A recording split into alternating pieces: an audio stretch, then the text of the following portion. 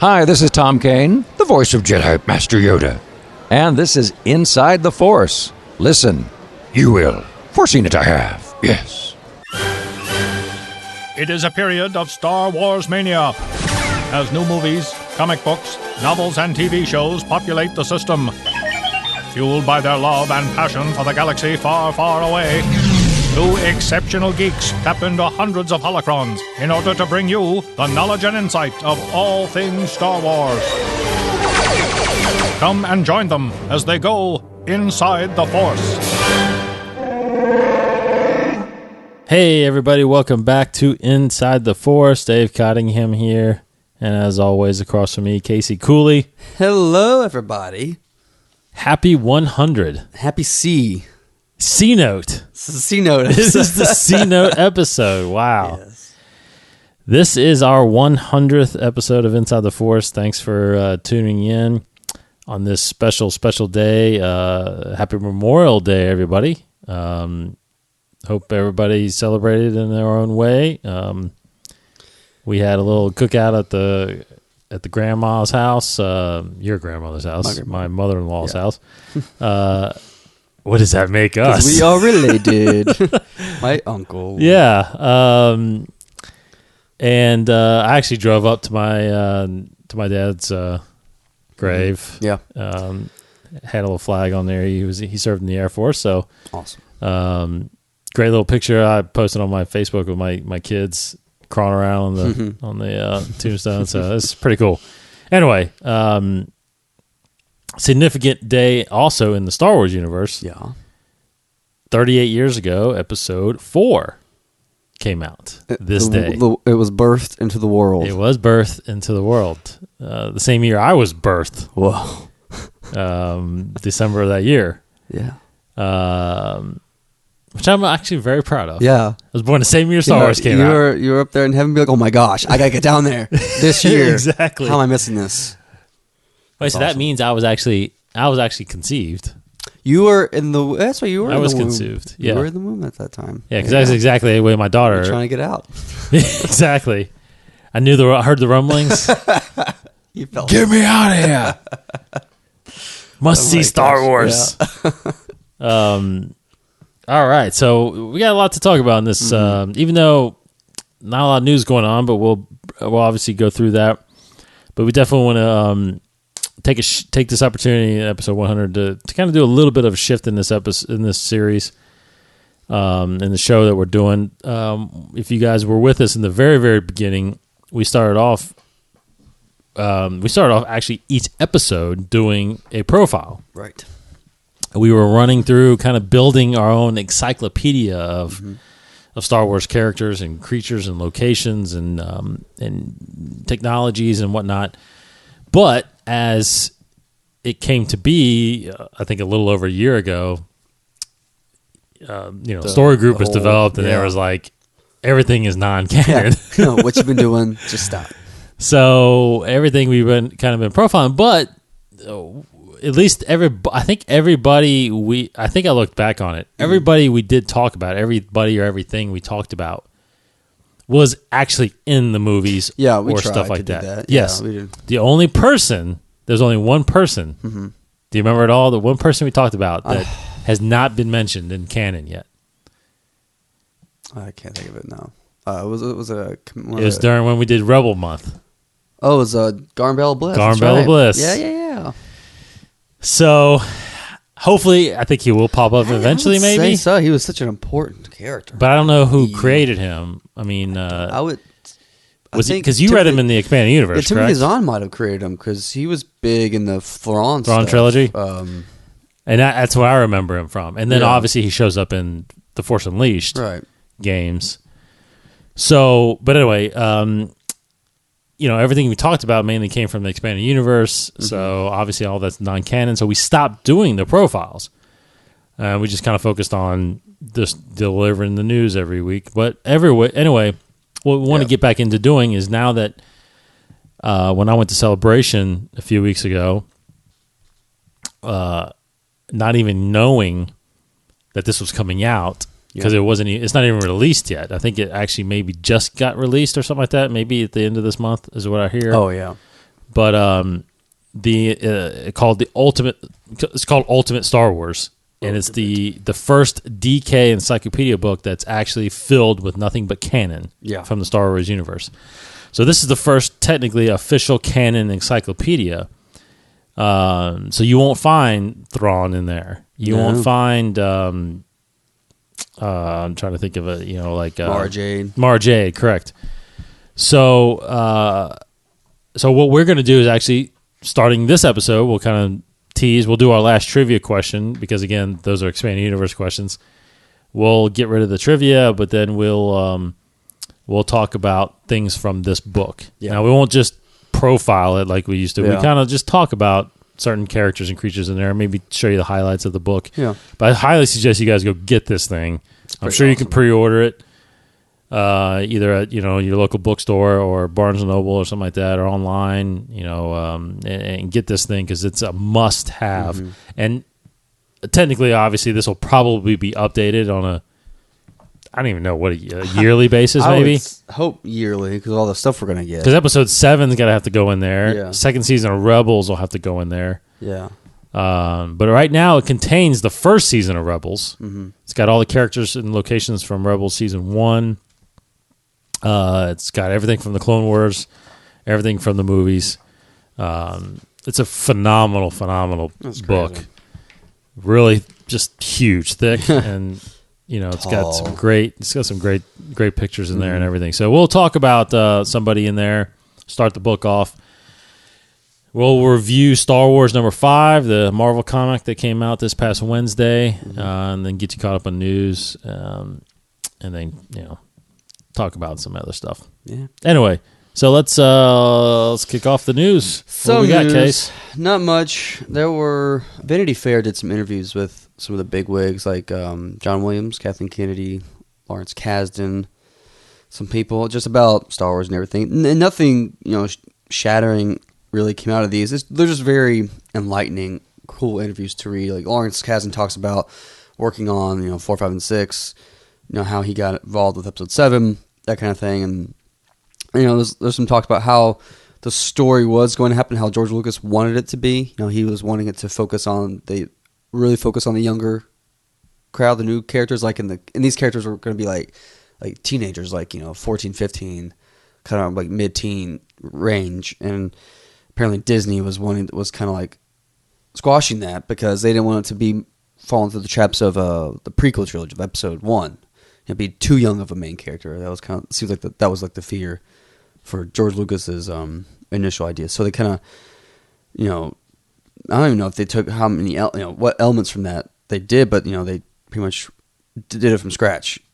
Lawrence Kasdan and J.J. Abrams did it pretty much from scratch, and that was pretty interesting. Just kind of more details on that situation. Kathleen Kennedy talks about a few things. The one thing that was cool, she talks about Daisy Ridley's training because we've seen some behind the scenes stuff of her training, like kind of the fighting style that she's doing, which we all speculate on exactly what is her role. We haven't seen her fight in the trailers, so how is she such a great, amazing fighter, And one thing that she did point out, which I thought was kind of cool, that staff that she uses in the film, and we see it on her speeder bike, and she's like running with it and all that kind of stuff, walking with it. That staff is just, it seems here, just simply a weapon that she uses. That's just her weapon. It's just a long staff, and her fighting style revolves around using this huge staff. So she's going to be like flipping this thing around probably and kicking butt and taking names. So it's going to be pretty cool. I'm excited to see exactly what kind of character she is and her backstory. She seems, of all the characters, I feel like she's the most interesting to me in this new film, just because where she is and what she does. John Boyega's character seems pretty cool because he's like a renegade stormtrooper perhaps, but I don't know, Ridley just strikes me as more interesting. But they're all interesting. It'll be awesome. So that was pretty cool. And perhaps even more interesting, Kathleen Kennedy talks about Boba Fett because she was asked about Boba Fett and how he, is he in fact dead kind of thing. Because it's been pretty much confirmed by actually one of the guys who edited this book, The Ultimate Star Wars, Jonathan Rinsler, talked about how Boba Fett pretty much isn't dead. Like he, as of now, he's alive. He just hasn't shown it yet. So that's kind of what Kathleen Kennedy said as well.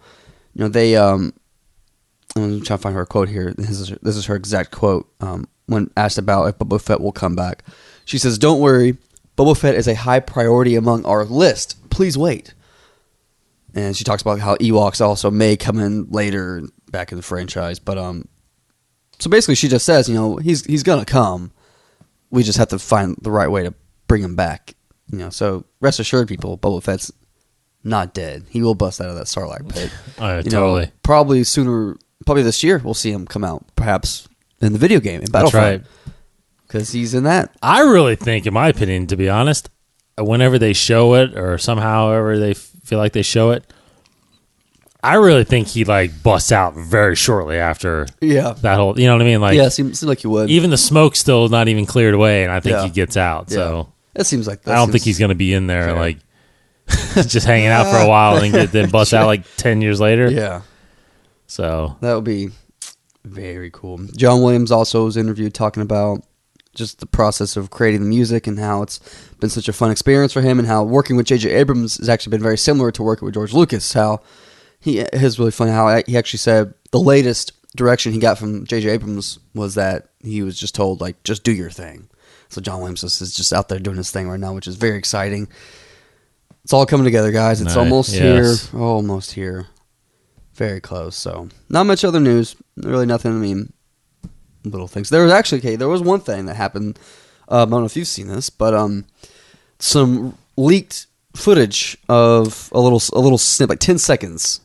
I didn't see it, but I heard about it. There's nothing really to it. It's just, I'll go ahead and say because it's nothing spoiled. It's just stormtroopers on some kind of set, and there's explosions, and they're running around. So that's all. Oh yeah, I heard about that. Yeah. Almost like the hangar shot. Yeah, in pretty the much. trailer. That's what it seems like. It's that scene. So it's cool. It's 10 seconds, but nothing. Because I was so hesitant, oh my gosh, leaked footage. I can't watch this. And then I just saw a thumbnail of what it looked like. I was like, that doesn't look too bad. Yeah. And then I just watched it. It wasn't bad at all. So very cool.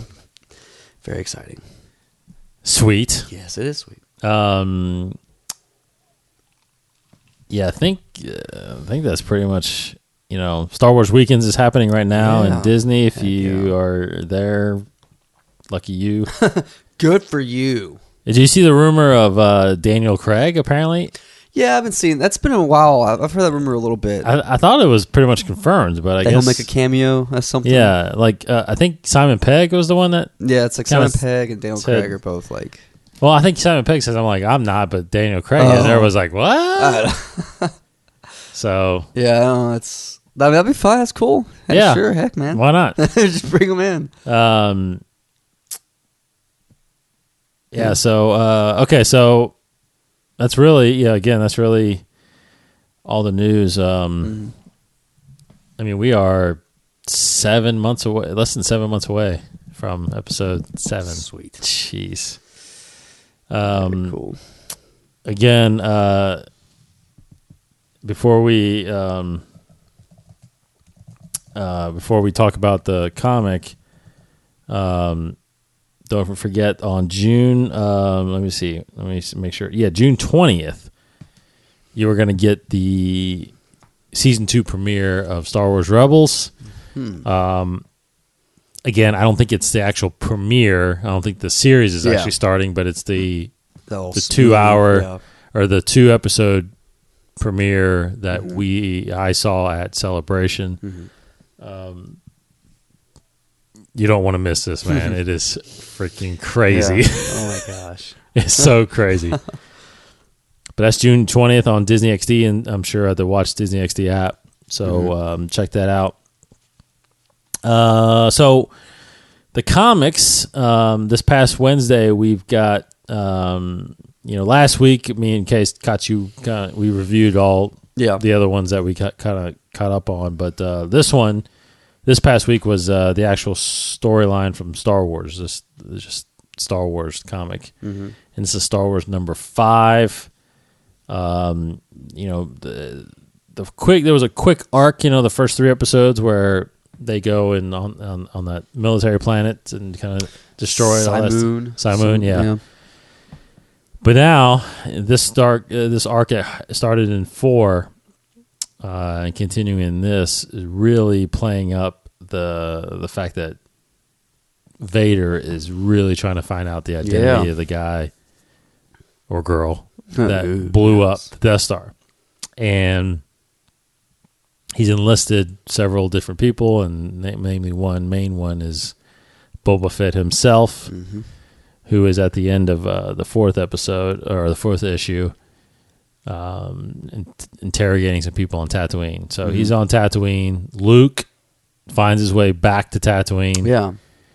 To figure out the next steps in becoming a Jedi. So what do you think of this issue here? Awesome. I mean, I feel like it's been a while since I've read the latest issue. I don't know, but like, It has been delayed. It seems like it has. 4, I think, came out almost a month and a half ago. dang, yeah. So, but regardless, though, it was still awesome. I mean, didn't take me much to pick up right back in it. Boba Fett really being awesome in this issue. He was destroying people. I'd be surprised if he doesn't get his own book sooner or He later. should, definitely, yeah. And it was making me think too, because he's like asking around people for for basically who is Luke. He doesn't know his name, but asking, trying to figure out who the guy is that destroyed the Death Star. But it made me think too. Does this at all? What happens in this comic? Do you think it discounts the rumor that Boba Fett killed Owen and Beru at all? Because there's some I feel like if that were true, Yeah. would he know? I don't think that's true in a way. Yeah, I think that was a really cool thing that could have worked. Yeah. For those of you that don't know what we're talking about, I think we mentioned it on here, right? One time, I we? think, One time, where I read something that some fan put out that suggested that when in episode 5, when Vader is telling the bounty hunters what the Millennium Falcon and the fighting is, and he's telling them all, when you find them, Like bring him to me alive. bring him to me alive. And he looks at Boba specifically and says, no disintegrations. So specific. And there's been things like, well, what if he had enlisted him, to find those droids, right? The droids on Tat. So I guess it could still be true, because he wouldn't have known that that's Luke's place. True. So actually, It could still somewhat so anyway, work. the whole thing about Aunt Beru and Uncle Owen being disintegrated, that Yeah. maybe that was Boba Fett. Yeah. No disintegrations. I know you. Yeah. Don't do that. Because it's like, you killed my uncle, Yeah. my brother-in-law. my brother-in-law, Yeah, or my yeah. brother. My stepbrother. Yeah, My stepbrother. My sister-in-law. Yeah. Come on, man. Why would you do I told you, Yeah. just find the droids. Yeah. Don't kill everybody you run into. And he, oh my gosh, yeah, he does some of that in this issue. Because that would be cool to see that artwork or something like that Yeah. of him standing over Owen and Beru and yeah. just lighting them up with a That's flamethrower. I ridiculous. mean, that'd be Dark. I mean, I like to even think that did happen. That'd be really Tie it cool. all together. Yeah, be cool. But so it could still. Just thought about that. It could still. Yeah. But anyways, awesome issue. He could Cool be like, cliffhanger. Yeah. Luke Skywalker, dang it! I know the whole time. I can't, and then, well, actually, he finds out it's a moisture farm out there, you know, and he walks over there. It's like, Oh, wait. man, already- I destroyed this place already. Yeah. Already did that. I'm good. 'Cause I would have done the same thing. Hilarious. Yeah. Cool issue though. Awesome. It leaves with a good cliffhanger. This issue, Very. and very excited to read the next one. Yeah, there's obviously that stuff going on with Luke. Luke going back to Tatooine, going back to Owen's, Try to find Obi-Wan's hut. Yeah, Obi-Wan's hut to kind of find out what's next. Because what's really weird too is that he's kind of discounting Obi-Wan's voice. A little bit. Like he's thinking it's just a voice in his head and not The Force. actually Ben or Obi-Wan. Yeah. So I thought that was really cool. I thought that was really, really cool that he needs reassurance or somehow told, because it was neat in this episode or in this issue too. I keep calling it episode. In this issue, he keeps saying that I wish Ben would just tell me what to do, right? Mm-hmm. So it truly isn't until episode 5 where he shows up while he's almost dying on Hoth, and Yeah. he's like, "Hey, you need to go to Dagobah." Yeah. I'll tell you what to do. Yes. Yeah. Here. I mean, it's Just 3 go. years later. Yeah. Because there's a 3-year gap between 4 and 5. So he truly is. It seems like he truly is leaving him to figure it out. Like he's not interfering with Luke. He's still trying to learn how to be one with the Force, maybe? I don't know. Obi-Wan still hasn't quite made that jump yet. I guess. To be part of the living Force. I don't know. But pretty cool that Boba finds his way to the cantina. Mm-hmm. They talk about, Han and basically Obi-Wan and Luke being there. And then Han and Leia go on a kind of another mission. Leia's really trying to find the next base, secret base for the rebels. So they're kind of on a secret mission, and they get in some trouble with some TIE fighters. Mm-hmm. Some good back and forth with them, the usual stuff that you see in 4 or 5, or in episode 5 especially. But again, there's somebody tracking and trying to find Han. Mm-hmm. That was kind of started in last episode or last issue. But yeah, total cliffhanger at the end. Love the setup. Issue 6 coming out in June 3rd apparently, so it's actually coming in a couple weeks. So can't wait to get back into that. So check out definitely Star Wars comic from Marvel, obviously, and some great stuff written by John Cassidy. Cassidy is the artist. Written by Jason Aaron is the writer on this thing. So check that out. You need to. Okay, so not really. One thing I did want to mention, which I think we didn't mention earlier, but I saw an article which was really neat about. I want to talk briefly about this. Did you see that Wired magazine did a salute the cover to ILM? Mm-hmm. Like ILM years. celebrating 40 years. Mm-hmm. Really, really insane picture where they had kind of some major players. Yeah. And I just want to make sure I think I know them all, but I don't think it was like one of them. It has a significant person, and then it has in the filmmaking industry, and then it has kind of a creature or an ILM creation that's standing right next to him, which is really neat. So from left to right, it has it's got George, obviously, in the very far left, who started ILM. That's why it's 40 years ago, because episode 4 was 38 years ago. They started. Star Wars was the first film. I think Star Wars was the first film, right? For ILM? Yeah. Actually, I don't think it was technically ILM at the time. Correct. So when he did 1138, I don't think it was. No, ILM. so it might not have been. I think Star Wars was the first movie that they worked episode on. 4? Yeah. Yeah. I mean, with Lucas and Yeah. his new invented computers. But I guess, yeah. So he's got Yoda standing next to him, and then you got Steven Spielberg with a Raptor, Mm-hmm. and then you got Kathleen Kennedy with E.T. She was the producer of E.T. Then you got J.J. Abrams with BB-8, or is it B-88? BB-8. BB-8. And then you got Ryan Johnson, and you got Ryan Johnson with, I don't know what's next to him. His foot. Oh, is the on- episode 8 script. is on the Oh, episode 8 man, I didn't script. even notice that. Yeah. Wow. That was the cool Easter egg from that. I did not. I just saw that. So then you got Michael Bay with Bumblebee standing behind him, which you can't even see him. Yeah. Ron Howard with. Nothing, it looks like. I mean, he's got the Liquid Cop looks like next to him. Is that what that is? From the new Terminator? Yeah, but Did he why produce that? was He might have produced it. Ron Howard? I don't know. I doubt it, but Is that the new one? that looks like the new, because the Liquid Cop. Yeah, because he wasn't part of. I don't think he was part of T2, was he? T2 was the first original Researchers. Liquid Yeah. Cop, but Yeah, what do we call him? What's his like? That's what I've always called him, the Liquid Cop. Like, what's his he's like? the- he's the- T200 is what he's called, or was he the T1000? T1000 maybe? Yeah. Let me see I think it was the if there's any- T1000. Anything.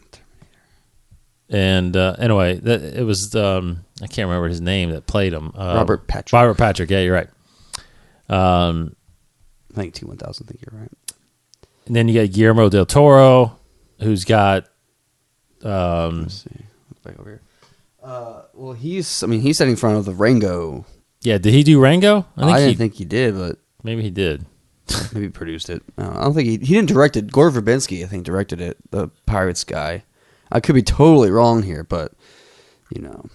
So yeah, then you get into some guys that I'm not really familiar with. Let me see. Keep going back away from it. Yeah, the lady. I don't know who that lady is. So yeah, there's a few guys here, and I don't know. I mean, they probably directed Pirates, I guess. I don't know if one of those guys. Yeah, some of them are involved with Hulk and Iron Man somehow. And Ghostbusters and well, Gore Verbinski directed. well, which one's Pirates. Gore Verbinski? I think he's the guy sitting down in the glasses. Okay. No, No, I'm sorry. He's the guy in the mustache, the left, and the mustache, yeah, and the gray. And he did direct Rango, so that's Who did? Gore Verbinski. He directed Rango. He directed Rango. So Guillermo might have produced it, perhaps, but I don't know. I don't think so. Wait, who directed Pirates then? Gore Verbinski did as well. Yeah. Oh, he did Rango. Yeah. And Pirates. okay, and then the far right, Duncan Jones. He's got Slimer That's above Duncan him. Jones. Okay. He's got Slimer above him. I don't know. Is he doing the next Ghostbusters? Maybe. I'm kind of behind on that movie news, unfortunately. And then Colin Trevorrow is the guy sitting. Trevor. He's doing the new Jurassic Park. Trevorrow. Oh, Trevorrow. Jurassic World? Jurassic World. I'm pretty sure that's his thing. Well, there you go. See, I just know what these guys look like. I just always heard. He's their sitting names. on, and he's sitting Jurassic on. World. He's sitting on a Wired box. So maybe he did. Well, this is a Wired magazine, but I mean, did he do the TV show? Maybe he was involved in the TV show. I don't know. I'm trying to find. So the woman in the picture is Lynwen Brennan, and she is the general manager of Lucasfilm. Oh, So she's the general manager of Lucasfilm Limited, Industrial Light and Magic, and Skywalker Sound. cool. Yeah. So she, very interesting. She had been an LM for 16 years and headed business operations for the visual effects giant since 2009. She will oversee all operational matters for Lucasfilm ILM and Skywalker Sound. She will report to both Kathleen Kennedy and Walt Disney Studios president Alan Bergman. So yeah, she's a significant role there. So that's why I guess she has Hulk and Iron Man behind her. I guess because she's part of she's obviously part of Disney and all that. So, but some great. Did you figure out why Ron Howard is next to? No, I couldn't. The Liquid Terminator. I cannot figure that out. I mean, I'm sure he's used ILM for some of his movies, like. I mean, obviously, for Apollo, I'm sure. Apollo 13, Master and Commander, a lot of those. Did he direct Master and Commander? Oh, wait, did he? No. No, he did not? I don't think of his other. He did Beautiful Mind. Yeah, that's what I was thinking. I was confused by Russell Crowe movies, I guess. Well, who did? Now I'm Do you know intrigued. that Matt? He died in a car accident. Who did? The other day. Who? The real John Nash. Oh, no. I did not hear that. That's him and crazy. his wife passed in a car accident. Oh, my gosh. Died in a Well, he's taxi yesterday. Really old. He must have been. He was in his 80s. Jeez, that's. Both of them died in a car accident. Goodness gracious. I think it was either Saturday morning or Sunday morning. Yeah. Crazy. That is crazy. I honestly didn't know they were still alive, but anyway, little tidbit there for you guys. Okay, so but anyway, I just wanted to kind of throw that out there. I thought that was a great image of ILM. Just throw it out there, Case, if you can, because I didn't really prep you for this, but ILM, like what is there? What effects or what movies just kind of top in your head, like pop in your head? That's like tops of just CG. Just Yeah, in like general? man, that is unbelievable. Okay, well, immediately to this day, it still is Jurassic Park. Yeah, that's right. Just because still to this day, I still can't be like, that is obviously fake. I mean, I just know it is, but like still to this day, I feel like that's still very believable dinosaurs to me. Yes. A lot of it's they use a lot of practical stuff too in some scenes and close-ups, whatever. But like that big opening shot where Dr. Grant, he sees all the dinosaurs are on the lake and the Brachiosaurus eating the tree and all that kind of stuff. It's just like that still is very awe-inspiring, But other than that, I mean, besides Star Wars, all like the comic book kind of type movies, really, I guess really it's just Jurassic Park. But yeah, I guess that's just my answer, 'cause that's what stands out to me the most. No, I agree with you. I think I remember in 1994 because I saw, before, I think it was before, I'm pretty sure it was before Jurassic Park, but do you remember the movie The Abyss? I never saw all of it. I saw some of it, but yeah. The Abyss is a phenomenal movie. Yeah. And I remember the effects being in there, even though some of it was cheesy. Yeah. That was one of the first time I think they used water. Like, it was so hard to use water with digital effects. And there was a point where there was almost like a water snake that kind of snaked through the hallways. Yeah. And I remember like how the hell did they do that? Yeah. And then, and this is before I really knew what Industrial Light and Magic was.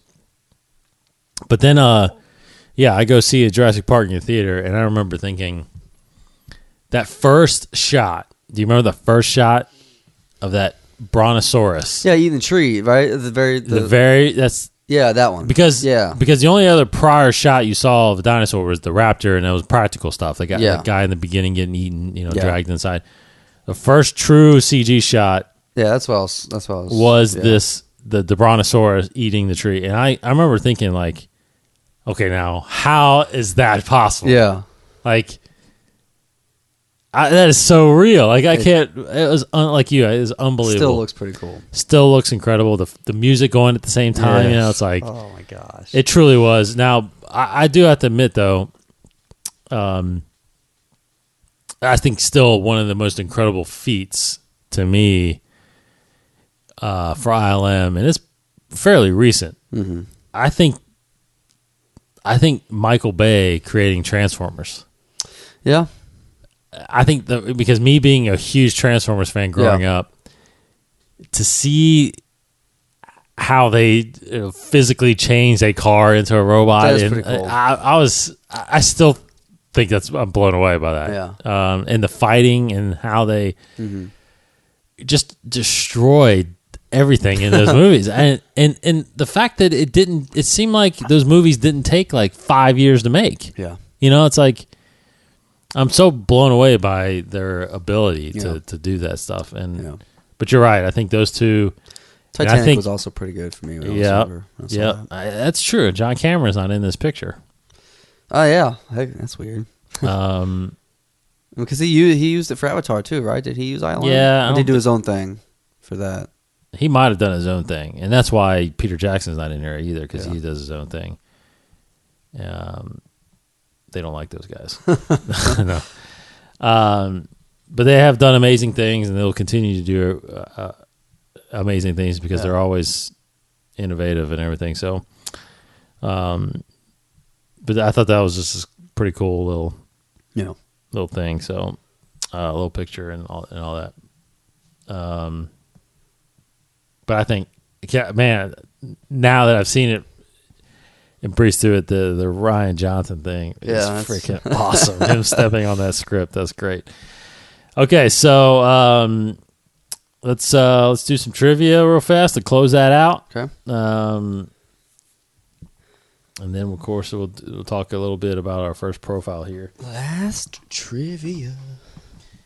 So hopefully let's make sure. Well, let's make sure that this is a.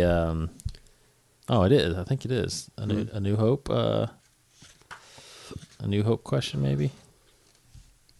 Yep. Perfect. Episode 4. Doing a little episode 4 stuff here. All right. And it's the big one. And it's one of the. It's the middle. Yeah. Love to read. Okay, here we go. Big question. 1310 in the Obsessed with Star Wars. Luke was cleaning the protocol and astromech droids that he and his uncle had just purchased from the Jawas when he accidentally activated a holographic message in the R2 unit. Stuck on a loop, the image did not say anything except, "Help me, Obi-Wan Kenobi. You're my only hope." Luke wanted to see the entire message, but R2-D2 said that the restraining bolt had short-circuited his recording systems and suggested that Luke remove it. When Luke removed the bolt, however, the message stopped and R2-D2 clammed up. At that moment, Luke was called into dinner.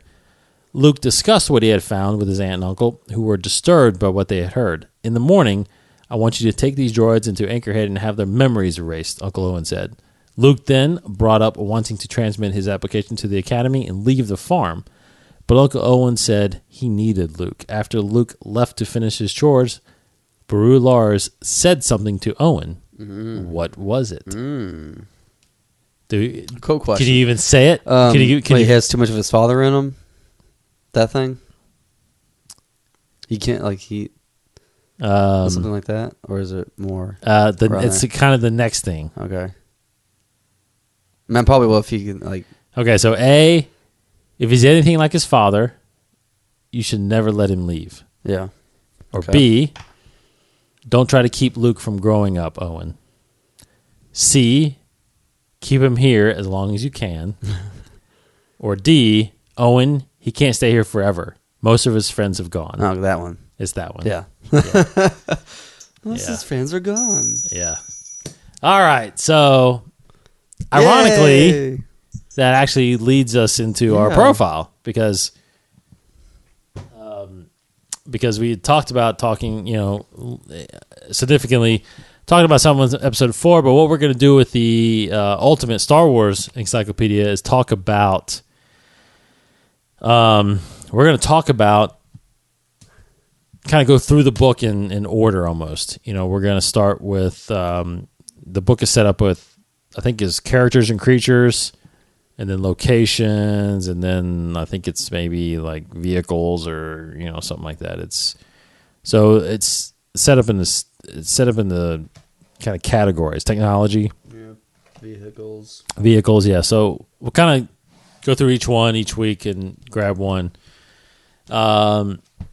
And ironically enough, the first character listed in the book is obviously one of the most popular characters in the Star Wars universe, and that is Obi-Wan Kenobi. Obi-Wan. Oh, man. So how this book is set up is it's actually in chronological order based on appearance. So obviously, and I think if you look under the first locale is going to be Tatooine because that's obviously the first location, or maybe it'd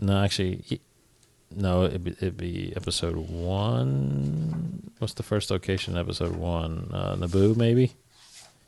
Locations.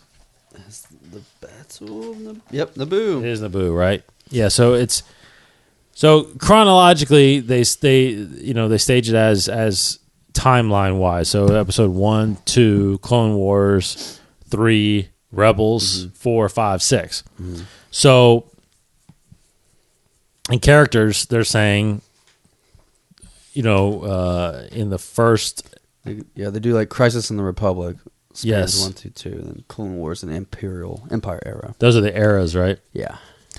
So Obi-Wan apparently being the first character you see in episode 1, right? One of the first two you see is Obi-Wan, and then the next character is who we'll get to eventually is Qui-Gon. So they're the first two characters you see in the Star Wars universe as of right now. I mean, until they do something obviously before episode 1.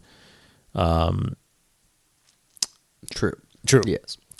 I wonder if Darth Bane's in this. He's got to be in this. Maybe. Anyway. I'll try to find him as you're talking. So Obi-Wan, again, what we're gonna do? He's one of the rare ones where he's so significant. They actually have he's actually double paged. Most of these guys, some of these guys in here are just small pieces. Not really full pages, but obviously there's pictures of Obi-Wan. There's Darth Bane is in there. Cool. So there's obviously pictures of Ewan McGregor as Obi-Wan. There's obviously pictures of Alec McGuinness from episode 4. what's cool on the right side of the page, they have like a full timeline so far. Like you and like Casey said, there's Crisis in the Republic era. Mm-hmm. There's the Empire. There's was it Clone Wars? Yeah. And then there's Yep. the Empire era. So really the main aspects here, they kind of list the appearances of the character. So obviously he's in everything. Yeah. 1, 2, Clone Wars, 3, Rebels, 4, 5, and 6. Did you determine if Stugin is in there? It's not mentioned anywhere, but I found the backstory behind it. It's not in this book? No. Wow, okay. So it says his homeworld is Stugin. But here's why it's Stugin though. Okay. And we both forgot this. We should remember. But basically, it was created by George Lucas himself, but it wasn't unveiled technically until Celebration 5 when he was in that main event with Jon Stewart. They were talking about Obi-Wan Kenobi. Jon Stewart asked him, "What's Obi-Wan's home planet?" Then Lucas, I guess some people think jokingly said it, but he said that it's Stewjon, which is a mashup of Jon Stewart's name. Oh my gosh. Stewjon. Yes. But it's on the official, they made the official planet. But there's a quote. I mean, George Lucas said, "Man, he did joke about it, so it is a fake. He just came up with the top of his head, maybe. But he jokingly said that this is one of the first things I wrote in the very first script, that he comes from the planet Stewjon. But it's a joke. He just said it because it's just him as a gag about Jon Stewart's name, since he's a huge fan. But it's official. His planet But it's in the book. Yeah, so they're going to have to, eventually, we'll have to see that planet. Wow. What is Stewjon?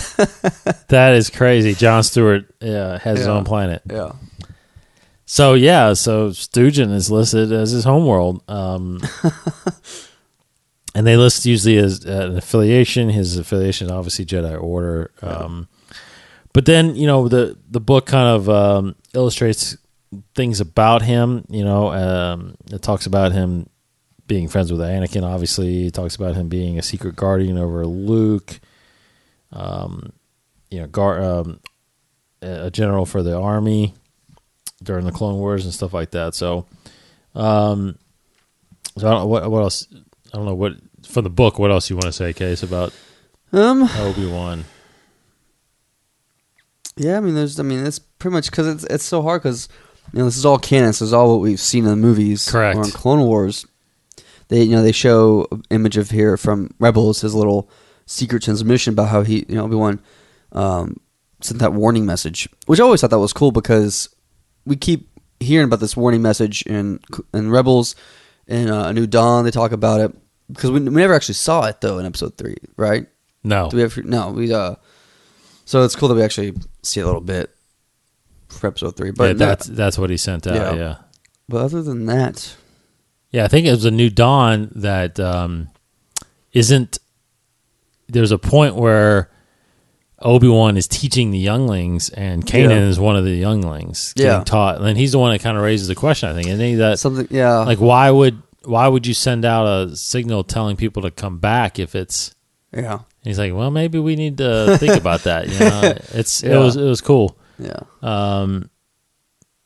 But anyway, so what we'll do is, because it is canon stuff, and you should know almost everything that's pretty much in here about the character. We'll just kind of talk a little bit amongst ourselves about it.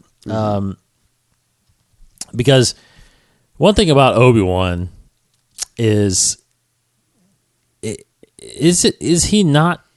I mean, couldn't you make the argument that he is the greatest Jedi? I've heard of this argument. I mean, really? Uncle Jamie, he thinks that he is the greatest Jedi. I mean, how could he not be? Because the only thing, like his argument is that he never lost. Besides Vader, which he kind of gave up at the end of that, but he never loses a fight. Although he did lose against Dooku twice, but yeah, he is he just seems like the wisest and just the most skilled. Anakin may have more midichlorians and all that kind of stuff to make him more powerful, more able to tap into the Force, but Obi-Wan he's just a very skilled Jedi. He's amazing. Well, and Anakin, if you remember in Episode 2, described him the best. Oh yeah, he says that Padme, he's like, I'm truly honored to be his Padawan. He's as wise as Master Yoda and as powerful as Master Windu. I mean, that's that's much well, it. how can you not be anything better? That's pretty much what's yes, Anakin eventually maybe could have been the most powerful Jedi if he had kept all his limbs. Yeah, But again, Obi-Wan defeats him. Mm-hmm. Obi-Wan is one of the two, basically, that we know of in a way that has survived yeah. the whole galactic rule and Over 66. and all basically that, yeah. sacrificed himself. Mhm. Because let's face it, didn't look like he was going to lose against Vader on the Death Star. I mean, they were That's two old guys pretty fighting, evenly matched, yeah. So there's an argument there. There's an argument there that Obi-Wan could be the greatest Jedi to ever live. That's tough, yeah. It's very tough. Because Luke's pretty good, at least. Well, again, I'm going off from what I've read in the EU. Luke is we amazing, don't know. but Yeah, so we don't really know Luke's full power. But it sounds like from Force Awakens that he gets pretty powerful, but as he should. Although in theory, Anakin should have been the best Jedi ever. Yes, and we don't know. Like you said, we don't. Luke basically becomes a Jedi at the end of 6, right? So we don't know his as a Jedi Knight. We don't really know his skill level because apparently you're right because he has conflict there still. It seems like beyond Episode 6. So and it's interesting because I thought the one of the main aspects of Obi-Wan too that we find out in Clone Wars is that he struggled with that love, that part of with Sabine, not Sabine, Satine, and knowing that he can't, it didn't let him travel down the dark path, purist for the Jedi Order, like But you remember, I think he did talk about how he almost left the Order because of that. Like he almost felt like that was the better life, and ended up not being. That whole rule too is always I think it's such subjective. It's such a flexible rule, anyways. Like to fall in love with a human, that kind of thing. Like Anakin talks about it a lot in Clone Wars. He raises some good points. I wish we had my buddy Adam here on the show because he loves Obi-Wan, and we've talked a lot about how there should be an Obi-Wan movie. Totally. Adam has like this. He's like we talked about this in pretty much big detail. Like he has this like great plan of like he wants to do this epic Obi-Wan exile movie, and how he. So he could say a lot about him if we had him on the show. But yeah, Obi-Wan. Like what do you mean while he's on Tatooine? While he's on Tatooine, what would the movie be like? That kind of thing. And he's got a big idea for it. So if anybody would write it, I would definitely trust him to write it. And I'm probably 99% sure that Ewan McGregor would do it too. Perfect age. I think he would do it. Yeah. I mean, why not? That would be incredible. Because, yes, there's got to be, in 19 years, there's got to be flirts with possibly people finding out Luke is Vader, and he has to defend him somehow. And also, like, he can't be sitting in a house for 19 years. There's no way. How to get the reputation. They know him as a wizard, kind of things. Well, what happened to that reputation? How did that come to be? He had to have done something like saved some people, something along the way, or like something like that. But absolutely, I agree. How did he learn how to do the crate dragon?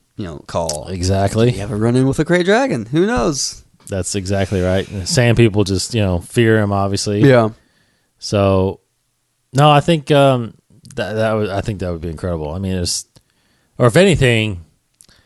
That's the thing is they did do a book. The guy who wrote John Jackson Miller, who wrote A New Dawn, did the Kenobi book. Mm-hmm. That was actually in the audiobook was done by James Arnold Taylor. That's awesome. But again, man, non-canon now, right? So I do wish that there will be something. I think either comics or novel that will be. I don't think a movie, unfortunately, will happen. But maybe if they get Ewan McGregor, because again, you can't do it without Ewan McGregor, right? No, you can't. No. And that's the hard part now with Star Wars, because you can't. I mean, you just can't change characters. Yeah, The likeness is etched. yeah. That kind of raises questions about Rogue One, since it's like right around episode 4. Right. We will never see a main character in there. Yeah, You just so, can't. Like, how are you going to do Unless it's something like CG'd. that? Unless, how are you going to do something like that? So that's going to be a very interesting movie to see. I agree. Who they'll pull into that. This whole thing about, they're casting a young Han Solo. I mean, it's just No. like, there's no way. No, You can't do it. Unless it's like child. a kid. Yes. Yeah. Like up till like 15, 16. That's maybe, right. Yeah, there's no way you can do it. You can do maybe a 10 or 12-year-old Luke Skywalker. Yeah. Maybe. Maybe. Maybe. 10-year-old That'd be cool. Han, or a 10-year-old like Leia or something Mm-hmm. like that, but you can't do a 15-year-old Luke Skywalker. That's too close. No. It's Yeah. too close. Unless it is like Uncanny. Unless it is Mark It's Hamill. that's a clone of Mark Hamill. Yeah. I mean, that's the only way you can do it. yeah. Because, again, the comics, I mean, just look at the comics. Mm. Like, they are drawing Mark Hamill, Yeah. Carrie Fisher. I mean, Yeah. their likeness is etched. You Yeah. cannot change it. Yeah, all the EU covers. Exactly. For all the books, they were so good. Yes. It was just very. And even when in the older ones, when Yeah. they make them look older, it's Yeah. incredible. Mm-hmm. So, anyway, we kind of skewed over, but Obi-Wan, Best Jedi ever? and in episode 4, I mean, think about it, and it's right here at the top, probably delivers Oh, the most significant line yeah. in the Star Wars history is "The Force will be with you always." And I was just reading the little intro blurb, the sub Yeah, heading there. He's a veteran, Clone Wars. He's fought and survived against 3 Sith Lords, trained 2 generations of Skywalkers, and became one with the Force. So, I mean, yeah, he never really. no one else has that resume. Yeah, I know. Do they not? Gosh. I mean, Yoda might, right? Yeah. He survived. It's fought against. Wait, achievements include surviving duels with 3. So, is he talking about Yeah, Vader would be a Sith Lord at the time, I would say. Vader, Dooku. And Darth Maul, maybe? Although he's not a Sith Lord, but technically speaking. Well, he was an apprentice, so Yeah. I guess that would be I guess it would be Maul, Unless we're missing somebody. Vader, and Tyrannus. I guess Tyrannus, yeah. he never fought Sidious. Mm-mm. So yeah, those are the 3 probably trained Anakin and Luke and became one with the Force. Only the second person. That's who they highlight do too that. on the side here. Those 3 battles. Oh yeah, that's right. Very good. So yeah. And he would have survived probably the last one, but he gave himself. Yeah. Yeah, too. All right. So next week when we hit back into this book, we'll probably focus on the next grouping, which is the locations. We'll kind of talk about a location and whatnot, and go from there. But again, we are going to talk about this book every episode. I suggest you guys go check it out and get this book, Ultimate Star Wars. It's got a foreword by Anthony Daniels in it. It's got a great shot of a stormtrooper on the cover. You can't miss it. Well, there it is right there. Characters, creatures, locations, technology, and vehicles. Yep. All right. So that'll do it for our 100th episode. I cannot believe we are there. We're there. We're We appreciate everybody that's been sticking with us. I'm sure that hopefully there's people who have been with us since the beginning. Yeah. Thanks, guys. A little over 2 years we've been doing Yeah. this. Thanks for your support and listening. Check us out again, obviously, next week, 101. That'd be Star Wars 101. CI. It's my rap name. I'm CI.